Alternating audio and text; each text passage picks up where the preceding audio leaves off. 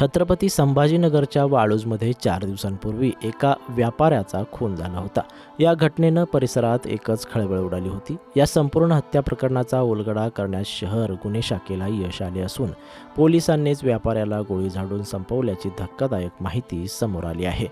याबाबत सविस्तर माहिती अशी की 17 मार्च रोजी वाळूज MIDC पोलीस स्टेशनच्या हद्दीत व्यापारी सचिन नरोडे याची गोळ्या झाडून हत्या करण्यात आली होती.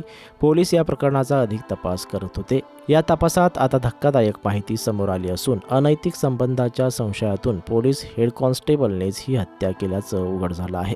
पोलिसांनी दिलेल्या माहितीनुसार पोलीस हेड कॉन्स्टेबल रामेश्वर काळे याला व्यापारी सचिन नरोडे याचे आपल्या पत्नीसोबत अनैतिक संबंध असल्याचा संशय होता. याच संशयातून त्यांनी ही हत्या करण्याचा कट रचला. मागील अनेक दिवसांपासून व्यापारी सचिन नरोडे यांच्या मागावर आरोपी रामेश्वर काळे होता. घटनेच्या दिवशी रविवारी रात्री साजापूर परिसरातील वीज गेली होती. त्याच अंधाराचा फायदा घेत आरोपीनं कपाळावर गोळी झाडून व्यापाऱ्याला संपवले. दरम्यान या प्रकरणी ग्रामीण दलात कार्यरत असलेल्या हेड कॉन्स्टेबल रामेश्वर काळे यांच्यासोबत अजून एका साथीदाराला पोलिसांनी ताब्यात घेतलंय. विशेष म्हणजे हा हेड कॉन्स्टेबल लाचलुचपत प्रतिबंधक विभागाच्या एका कारवाईत निलंबित होता. त्याच्यावर 354 प्रमाणे देखील गुन्हा दाखल आहे. या धक्कादायक घटनेची सध्या परिसरात चांगलीच चर्चा होत आहे.